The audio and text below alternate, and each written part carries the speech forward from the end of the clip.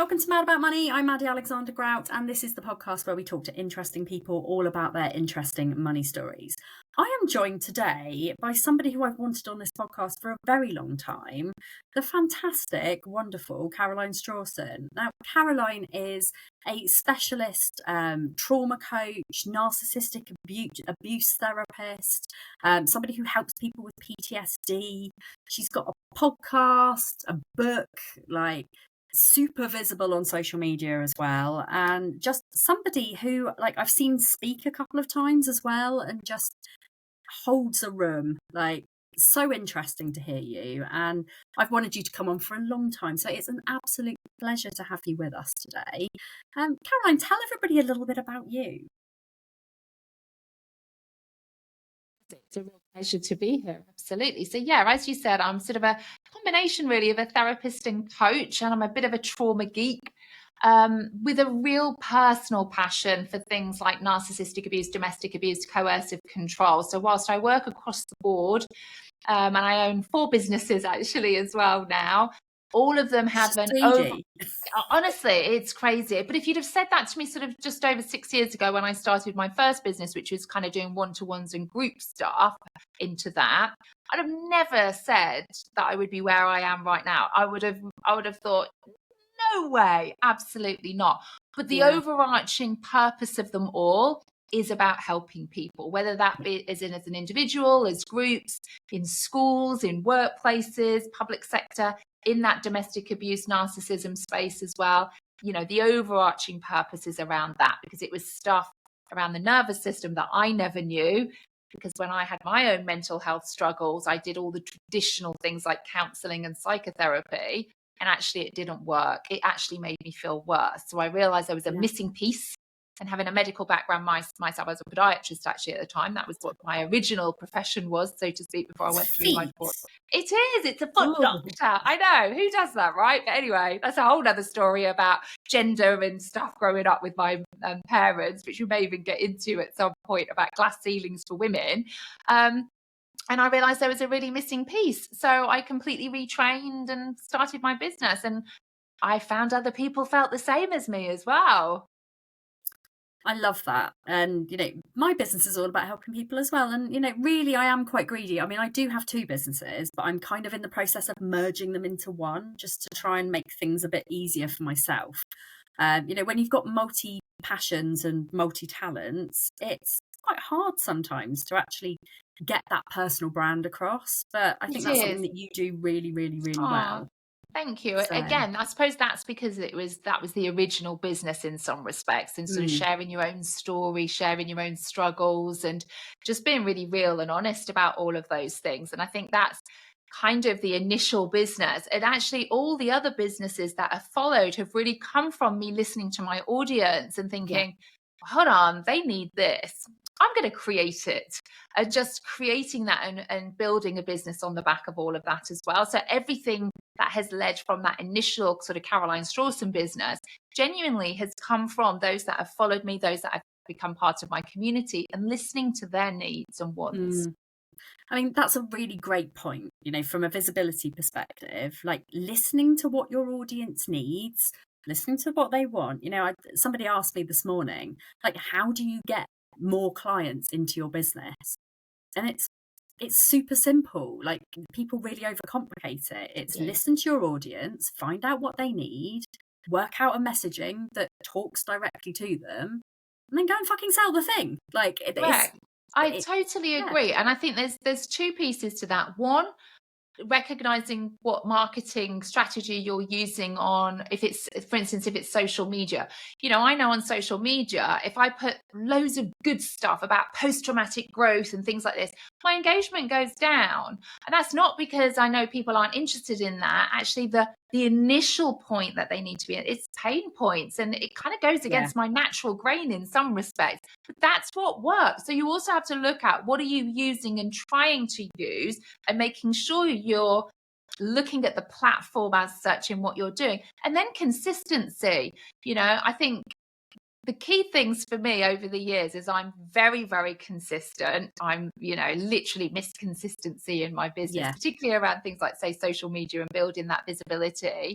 And then I'm always, again, I think maybe this is this sort of science background I have, looking at my stats, looking at my insight, what works, what doesn't work. Because if I'm saying I'm posting twice a week and I'm not getting anywhere, and I'm saying it doesn't work, well, actually it does work. It's down to your messaging and you're not being consistent enough. So it's ownership of all of that as well. Exactly that. And that's exactly why I am currently in the process of burning my business to the ground and restarting it. I mean, it's not really a burn, it's more of a reshape and reshift. Yeah, Like realignment. my lovely coach, Dan Meredith, he he said to me the other day, he was like, your messaging needs a bit of work. And I was like, shut up. Like, I teach people messaging. I don't need.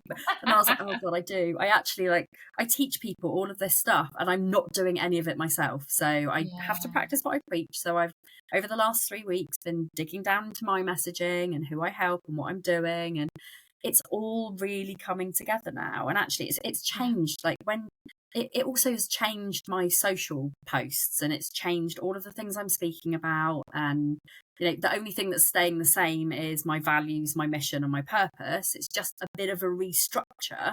I think it's so important to do that now and again, isn't it? In any Yeah. business as such, because if you start to feel a bit stale, a bit kind of like you're withering away in your business, that doesn't feel good, and it affects your relationships. It affects, just so much around you. So I think it's really important. I teach something called somatic business success when I'm working with my community and that. And I talk a lot about sort of somatic scaling, somatic selling. And it's all about how you feel inside. Yeah. So whenever I create anything or when I'm doing anything, I sit with it and I really notice my body sensations and listen to my body as opposed to just what my thoughts are saying. Because often my thoughts are driven by trying to protect me from something. Whereas if I actually listen to my nervous system and listen to my body, that often gives me a lot more information then. Super interesting, isn't it? I completely feel you on that. So I'm going to ask you the question that I ask everybody that comes on this podcast, and you can take it however you want to. But Caroline, what is your money story? Oh, it's a really interesting one, I think that. So, I mean, immediately I go back to my childhood in all of this and, the surroundings that I grew up with, because that is really what shaped my adult money story then as well, what I was listening to.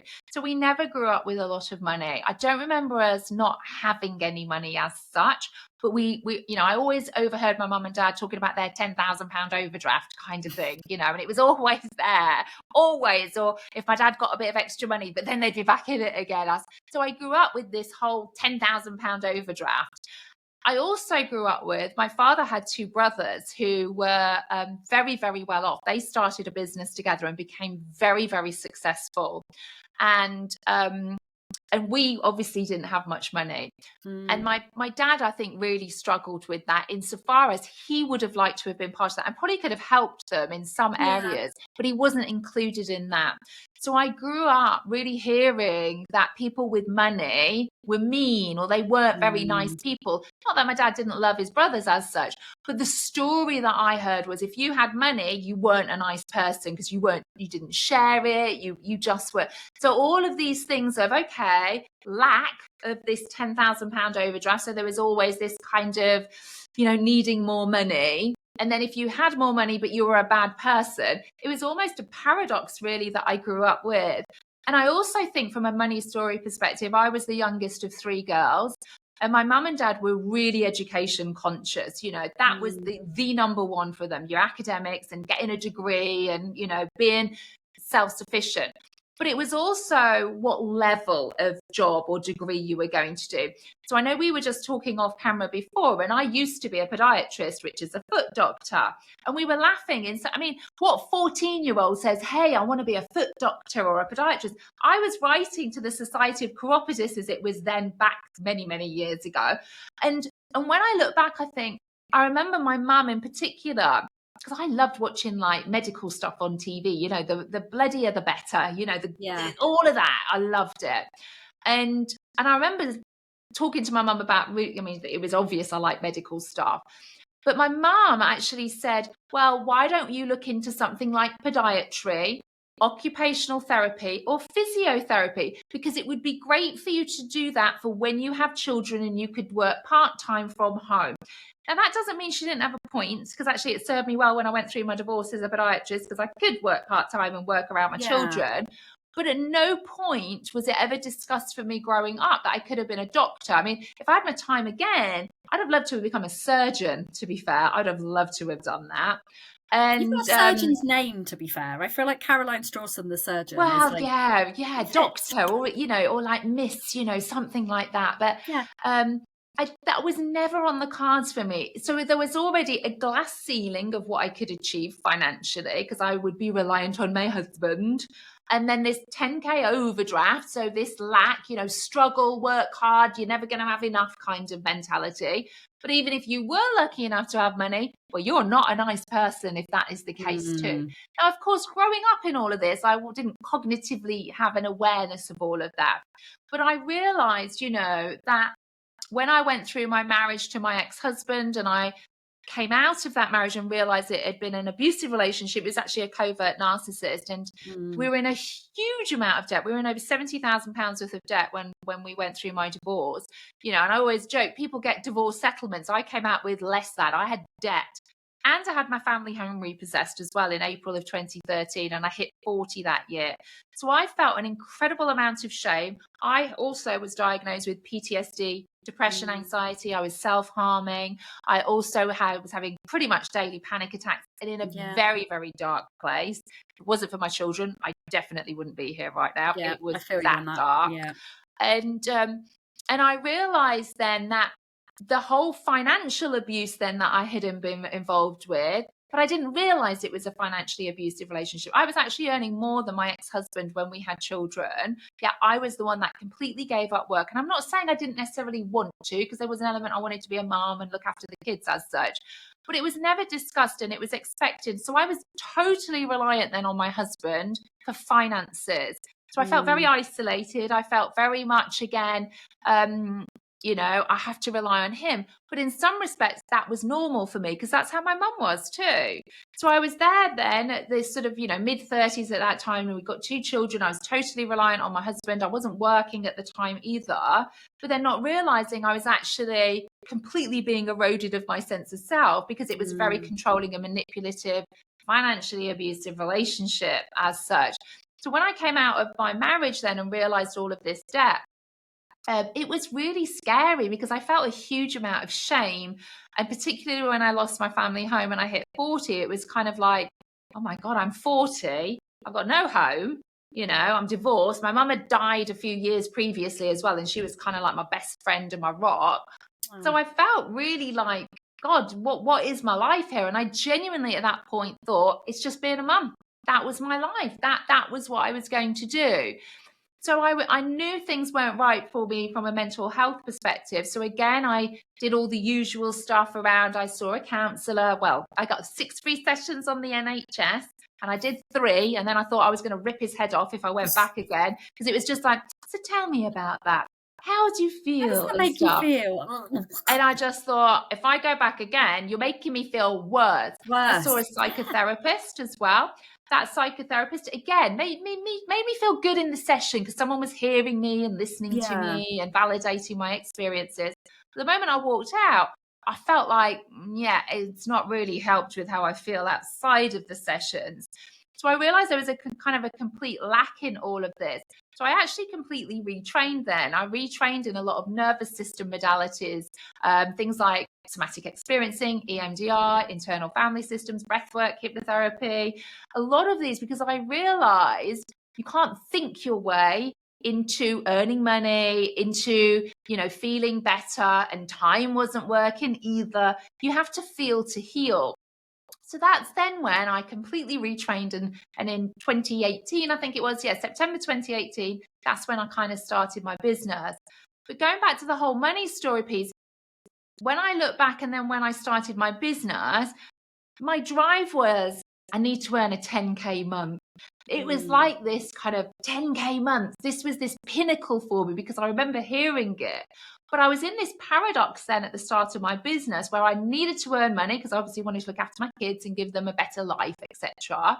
But if I earn money, what did that say about me? I'd be a bad person then. And if I also had money, it would get taken away, because look what my ex-husband did. So when I first started my business, whatever I earned, I spent, because if it wasn't in my account, no one else could take it away from me. And I also had to think, the more I started to earn then, because I started to earn good money very, very quickly with what I was doing on social media and stuff, and sort of sharing my story. And I realized that as I was earning more money, I was spending it, and then also thinking, oh, I'm a bad person. So I was kind of in this kind of paradox where I wanted to earn more money, but if I did, I was a bad person. And if I had money, someone could take it away. I mean, it sounds exhausting, doesn't it, when I share it like this? Like, I completely relate to all of that. When in my first year of my new business, I made over 100 grand and I had nothing to show for it. Like, I mean, I paid myself each month, but it was hard. It was really hard. And as somebody who, like, I had a spending addiction in my personal life up to the age of like 35 before I realized that I had ADHD, and that was the thing that was driving that dopamine seeking behavior. But nobody really talked about it in business. And what I actually realized was, instead of like completely knocking my spending addiction on the head, which I thought I'd really done, instead I transferred it over to my business. So I was buying all of the courses, thinking, if I buy all of these courses, I'm going to be like the best business person in the world and I'm going to know all of the stuff. When really, like, I spent 20 years in corporate doing sales and marketing and media, and like, I knew all the stuff already. I hadn't figured out how to get my messaging right and work with small business owners. And there can be a reason for that as well. So I trained in something called internal family systems, which is an evidence-based parts model. So when we look, it kind of works on the premise that we're all born with a healthy sense of self, basically, where we're curious, we're confident, we live with clarity and compassion. And then in our childhood, as we're experiencing things, we're interpreting that as a reflection of ourselves. That's what we do as children. We always bring it back to us to create the narrative as to why these are happening. And it creates these kind of, in IFS, we call it an exile. So this kind of, I'm not good enough, or I'm not worthless. And as human beings, we're built for survival and to move away from pain. So we then have these protector parts that come up, and we can split them into firefighters and managers. So the manager parts are there that show up each and every day. So for me as a child, unemotional father, never praised, I became this high achieving, people pleasing perfectionist. So they were these protector parts to try and move me away from feeling not good enough as a kid, because my interpretation of my dad not praising me was, it must be me, I'm not good enough. So fast forward into adulthood, we've got these protector parts that are showing up for us. So like for you, the overspending part as such as well, because the overspending is a great distractor away from sometimes what you feel about yourself on a deeper level. And of course, it gives you that great dopamine rush. But if you've got a core wound and you've got one protector part, maybe like overspending, it doesn't mean that the wound has gone away. Another part could take on another role, like maybe I'll go and buy a load of other programs for all of that then as well, because again, it's going to distract. And some of the work that I do from that trauma perspective is getting to know those parts. What do they think would happen if they weren't there? And the key question is, how old do those parts see you as? Because if you're not operating from a place of self-energy, the likelihood is those protector parts see you as a 5-year-old, a 7-year-old. So they're working really hard and there's no bad part of you.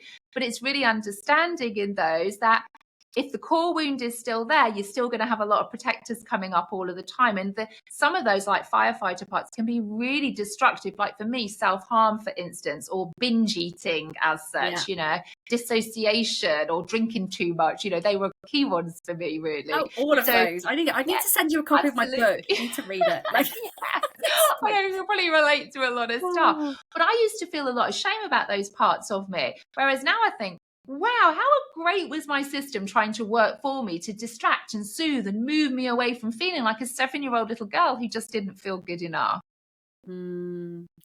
It's absolutely fascinating. And, I know that my overspending in the business, it kind of came at the time when I just got loads of debt from the previous business. I had gone through a really traumatic time with like ex-investors, shareholders, people basically slating me online, saying horrible things and things that weren't true. I lost a massive contract with the Sun at one point because somebody somebody contacted them and told them that I had stolen money from HMRC, which was a complete and utter lie.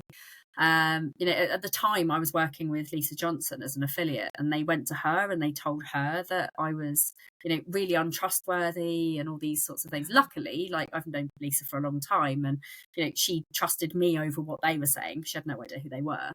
But all of those things had the power to potentially just make me crumble and make me go back and get a job. And it was quite hard to push through all of those things. And I know deep down that I've still got that PTSD, and I probably need to deal with that at some point, so that I don't self-sabotage. But I know that those self-sabotaging behaviours are still there. Yeah. And remember, they're there to protect you in moments when you need. And I think this is a key point of reframing some of those parts. So when you recognize the parts there, for instance, like maybe if a self-sabotaging part comes up, or,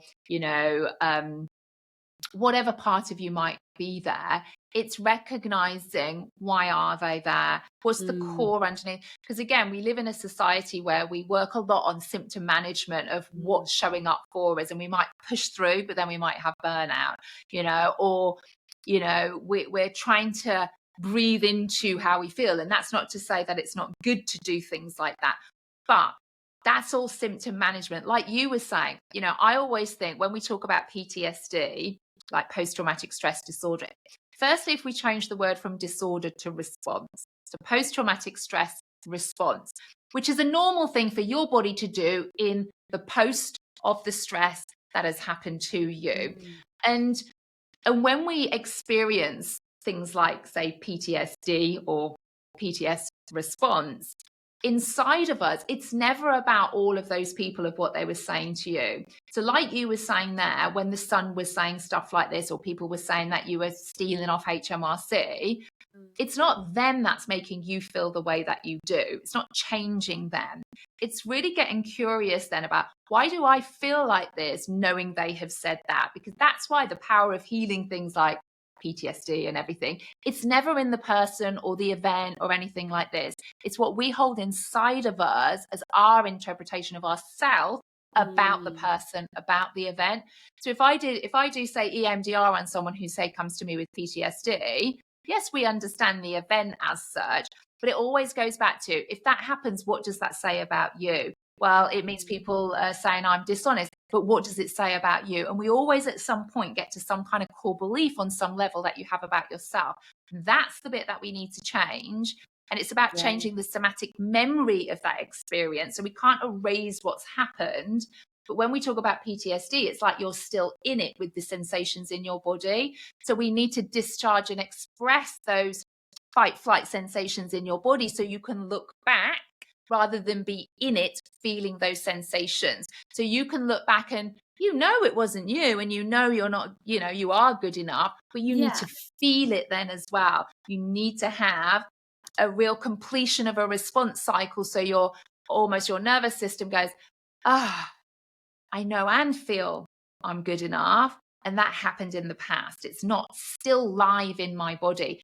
And trauma is not a life sentence either. So when you're saying about, I need to go back and work on that PTSD, that is not a life sentence as such. Absolutely you can work on that, and absolutely you can heal that. So interesting. Another thing that I really wanted to talk to you about is basically finances when it comes to things like narcissistic abuse, domestic abuse, and being trapped in a relationship where you feel like you have no control. And I think I learned a lot of lessons early on from my parents. Like, my parents got divorced when I was 15 years old, and my mum ended up losing the family home, like not having anything to fall back on, not having a job. And it was a really stressful time. And I think that was one of the first kind of money memories that I really remember when I was younger. But it's always made me super duper financially independent. So me and my husband have never had a joint bank account, even for bills. Like, he pays me the monthly money that is his half of the bills. He earns, at one point he earned more than I did, and now I earn quite a lot more than he does. winning. Yeah. I always I'm joke with with ya. him, and I'm like, yes, I am the breadwinner. Yeah. But we still, no matter who, like, we always had this thing where, like, no matter who earned what, we would still contribute 50% each. And even when I had no job, and when my last business died, there were months where I did really struggle, and I had, Yeah. of course he helped me out and kind of paid a bit more. I mean, it wasn't really helping me out, but it was just that safety of having separate accounts. I've got a savings pot, he's got a savings pot. We contribute to, he does the food shopping, I do the kids stuff, and we've just always done it that way, just because it's sensible. And it's like, I wanted to be in a stage where, like, I never had to go to him to say I need money for this, because for me to be financially independent after being in £40,000 of debt twice, I never want to be in that situation again. I never want to be in a place where I have to go and feel the shame of having to beg somebody else for money. And actually he knows that as well now. So it was really weird at the weekend. I was talking about how, like, I had a few things this week. He was buggering off to work for a week, and I had to put the kids in club a few times. And he knew that the reason why I was having to put the kids in club was because he was fucking off to work. And I didn't ask him for any money. I was quite happy to pay for them to go to kids club all week. But I woke up on the Monday morning after he'd gone to work, and he put 300 quid in my account. And I was like, what's that for? And he said, to pay for the kids to go to club. And I was like, okay, cool, thank you. I wasn't going to turn it down. But we've got to that stage where, like, he will never, ever make me ask for something. And, I think that's a nice financial relationship. It is, and that's a real sign of a healthy relationship as well, of which Yeah. I did not have. And we talk about money all the time. Like, it's a really open thing in our house. It's like, if I make a big sale, I'll tell him about it. If I win a new contract, I'll tell him about it. He got a promotion last week, so he's now head kitchen gardener. And he got a pay rise, and I never say to him, like, how much money is in your bank account, but, like, I know he's got reserves. He knows I've got it. We check in with each other. How are you doing? Like, what's the thing? But we keep everything so separately. And so many people are like, that's super weird. Like, why would you do that? Like, clearly you don't love each other if you don't share your bank account. And I'm like, it's because we love each other that we don't share a bank account. Correct. Like, and it still doesn't mean you don't do stuff together either. And I think, I think it's a really healthy way of doing that. And, when I was in my marriage to my ex-husband, we had one bank account, and so it sounds almost like, and I think this is when we start to understand financial abuse. There are many layers to financial abuse. It's not just someone withholding money. And I think people think that is what financial abuse is in intimate partner relationships. It's not. It's one aspect of it. But actually, so in my perspective from a financial abuse was, I didn't know what he was spending separate or putting things in my name from a like credit card and stuff perspective, creating debt in my name. And then the other side of that was I gave up work and isolated myself as such in that scenario to become totally reliant on him. And then even when we eventually split up, I didn't know the amount of debt we were in. I thought we were in maybe 8-9 grand's worth of debt, like a lot of families are, that kind of thing. When I started to look and think, oh, where's this come from? Of course, I'm liable for a lot of that as well because my name is on it. So there's that side of putting debt in your name, meaning you can't carry on. You're already starting from a minus amount. But I've also worked with a lot of people, and interestingly, I did a podcast interview on my podcast a couple of weeks ago with a lady, and she was very well off in her relationship. So again, she was working well before they got married. Then they got married. Again, she gave up work to bring up the children, and it became very much his money because he was earning it, as opposed to, they both made a joint decision. She could stay at home, he would work. And I think, sadly, predominantly men, but I don't want to be too gender biased because it can work the other way as well. But it is predominantly men because it will be the woman a lot of the time who ends up staying at home in that scenario. Less so nowadays, but sort of historically, certainly from this lady's perspective. And so she had a joint bank account and he would put money in that, but he'd question her what she was spending it on. He'd want to see receipts. And if it was over a certain amount, it's like, no, you can't do that. And then the other side, I remember working with a lady a while ago, and she was in her 60s at this point. She'd got no financial blueprint. So to the outside world, over the years of her 40 years marriage, he was like, here's a card, spend what you want. You can have what you want as such, okay? Which to the outside world, it's, oh, isn't he lovely? But she had zero financial, she had no credit history. She couldn't even get a mobile phone when she came out of that relationship because she couldn't get credit because for 40 years, she'd got no financial blueprint. So when we talk about sort of the financial abuse, sometimes people are in financially abusive relationships, not because someone's withholding money, because of the nuances and the layers that become part of financial abuse as well. And, I didn't think I'd been in a financially abusive relationship. It was only when I started to learn about all of this, I thought, okay, I was isolated, I was reliant, there was debt put in my name. It is financial abuse. Let's call it what it is. Yeah. So I think, from those perspectives, it's really important for us, men and women and in those relationships, for us to understand the nuances and complexities. So I'm remarried now, and we do have a joint bank account, but we put exactly the same amount into that joint bank account.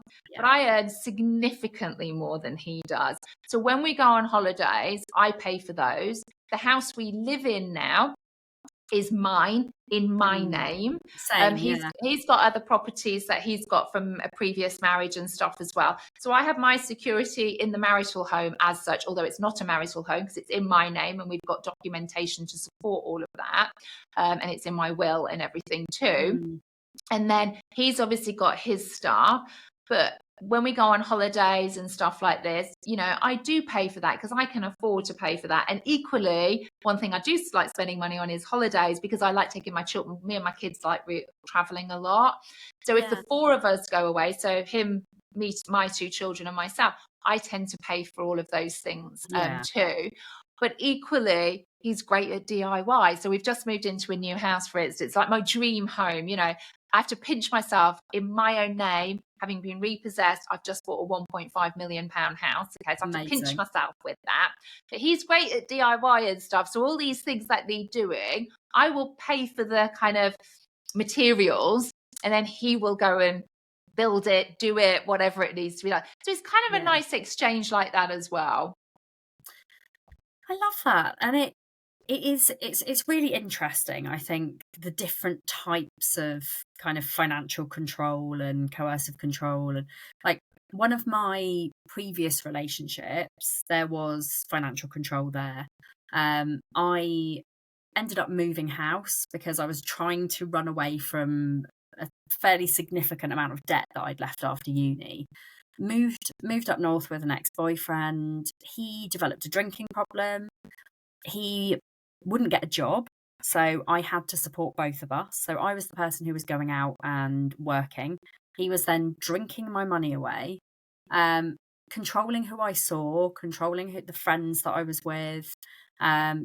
I was the only person that he needed, and every time I tried to end things with him, he would threaten to kill himself, and it was a form of abuse. Someone threatening to kill themselves is abusive, and just for anyone listening, if they have a partner ever saying that, call the police immediately and get them to do a welfare check, because they will go and do a welfare check, and the likelihood is they'll never say that to you again.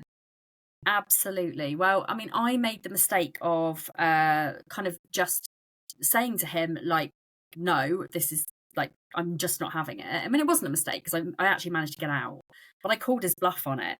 And I basically said, look, I'm leaving. If you want to kill yourself, that's down to you, but it's not my responsibility. Absolutely. So I packed my bags, I left, I went and slept on my friend Mark's floor for a while. And I talk about this in quite a lot of detail in the book. And, it was quite a traumatic time, and he did try and kill himself. He ended up in hospital, and, now he is stable. He's got kids of his own. He's away. Like we made friends, I guess. I needed to release all of the hatred that I had towards him because he really did ruin my life at the time. And it was really, really difficult. But while I was in it, I didn't see that abuse was happening. No, and you very often don't. I think when that's the title of my podcast, No Visible Bruises, because if you don't see the broken bones and the bruises, and if you're not taught about all of this, Why would you ever think that you're in an abusive relationship? And I think, again, this is something I'm really passionate about, helping people recognize, narcissistic abuse, domestic abuse, coercive control, and also in schools as well. Me and my 17-year-old daughter, we've co-written a relationship red flags workshop for teenagers to help them recognize, coercive and manipulative signs in a relationship, leaving messages on red and things like this. So subtle behaviors that in a single time, we can all do that. But over a period of time, when it's used as a tool for manipulation and control, that's when it can start to dip into toxicity and abuse as such. But again, we're not taught any of those things either. We don't recognize that. We just end up in a relationship. And like you say, he could be drinking, then you might want to help. And then it's like, I'm stopping drinking.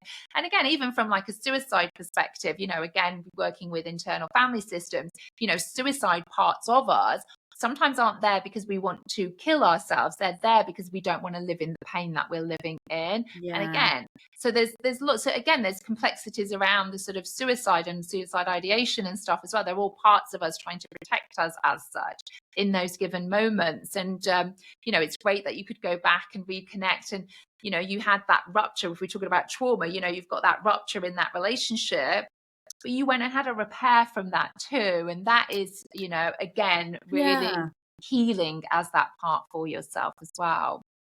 I think the real thing that people need to take away from this podcast is that if you feel trapped in a relationship and if you feel like money is being used as a weapon against you, that's where there is a problem. And what would you recommend for people in that situation?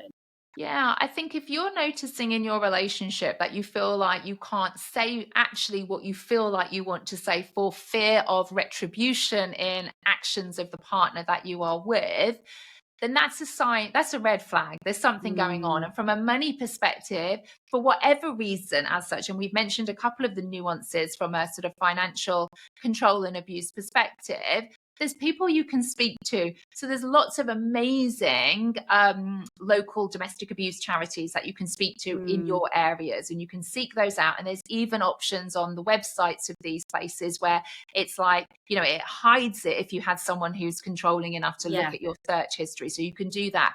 Also things like, like the Money Service, and there's a lot of government run agencies as well where you can go and find out more information about financial abuse and things like that too. Of course, come and follow me, message me. I've lived it, got the t-shirt from it and that as well. And and that might not be me help you personally, but maybe I can signpost you into some places that might be helpful for you, that maybe I know from other people in my community of local areas and that too. But it is really, really important to recognize that. And I always say, if you feel something inside of your body in your relationship about anything really, money, whatever that may be, listen to your body, because it's telling you that for a reason.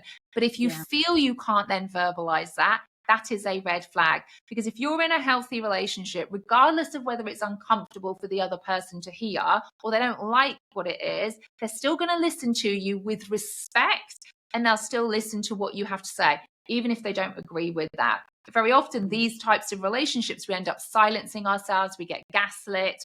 It's like we're the crazy ones. We're just being sensitive. We're so ungrateful. If you're finding yourself in those types of relationships, it's a red flag. That doesn't mean you need to leave, because actually safety is a priority. But seek out the people that can support you to help you create an exit strategy, or to seek out support to build up your confidence to maybe create an exit strategy.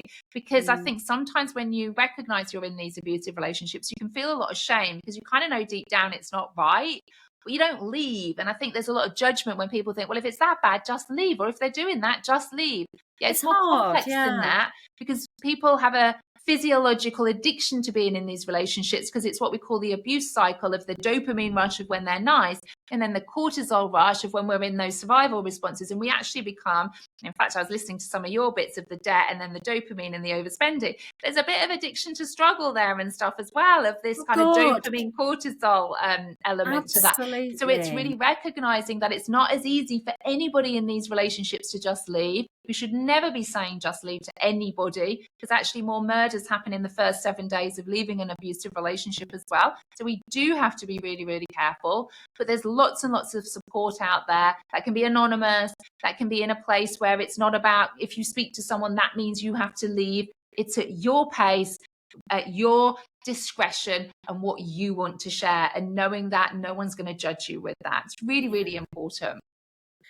Oh, I wish we had more time. In fact, like I want to get you back on again, because I think like there is a whole other topic, which is narcissism and neurodiversity. There is such a big link between narcissistic abuse and neurodiversity. So I would love to have you back on another time.